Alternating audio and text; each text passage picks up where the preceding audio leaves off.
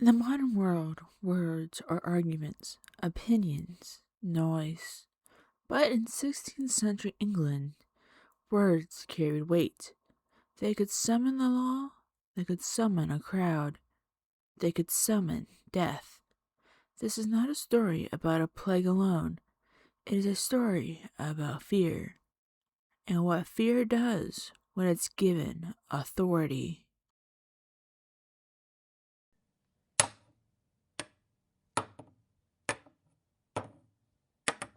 Elizabethan England was not merely divided, it was traumatized.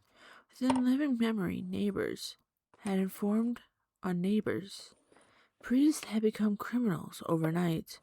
Public faith had become a performance. One wrong gesture away from accusation. The law did not punish crime, it punished deviation. This was an England where silence could save you, but speech could destroy you.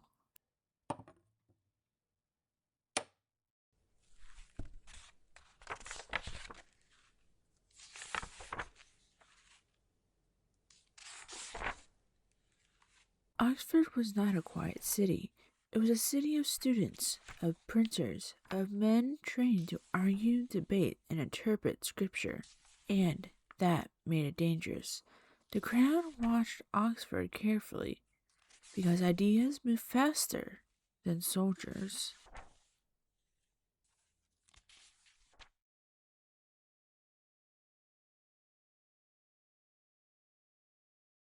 Roland Jenkins did not shout rebellion from a scaffold. He spoke persistently, publicly. Witnesses later disagreed on what he said, but not on how it made them feel. Unsettled, provoked, threatened. In Tudor courts, emotion mattered as much as evidence.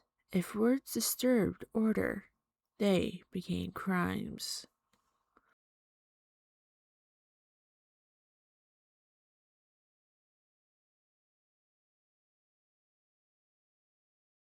The pillory was never meant to correct behavior. It was meant to send a message. This is what happens when you speak incorrectly. It was public discipline and public intimidation. And yet, he survived, which to some made what followed feel inevitable.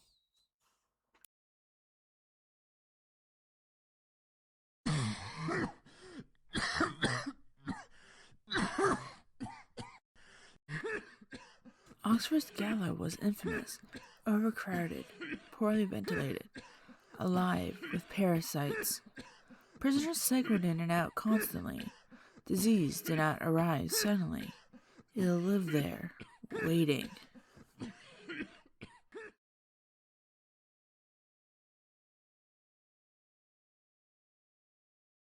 The Assizes transformed the gallows' invisible danger into public catastrophe.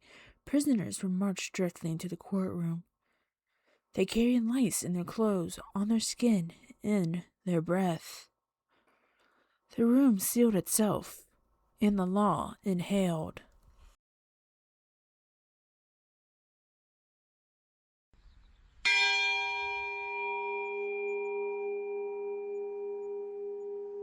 At first, it was discomfort, then nausea, dizziness, fever. Men assumed it was heat or nerves until they began to fall.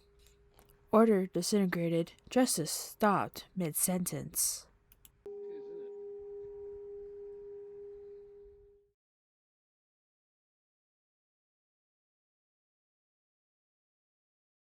The pattern was unmistakable. Officials died, spectators died, jurors died. Prisoners did not. Women did not. Children did not. The disease obeyed social boundaries, not moral ones.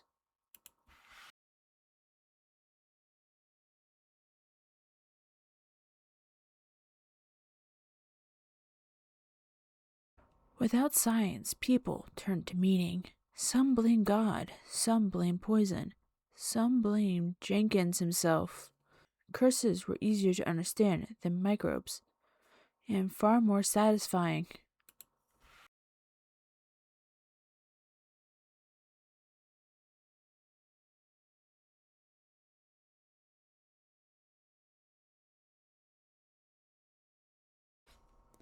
Later generations would call it gold fever, typhus, a disease of confinement, a disease of neglect, a disease born not of malice, but of indifference.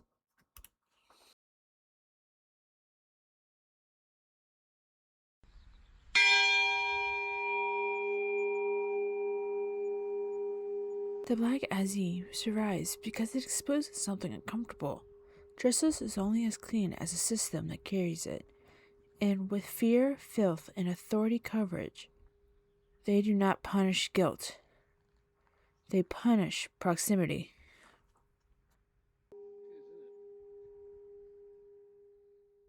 The black aziz was not an accident. It was a consequence of fear, of neglect, of power that never questioned its own environment. Justice entered the room. It did not leave alive.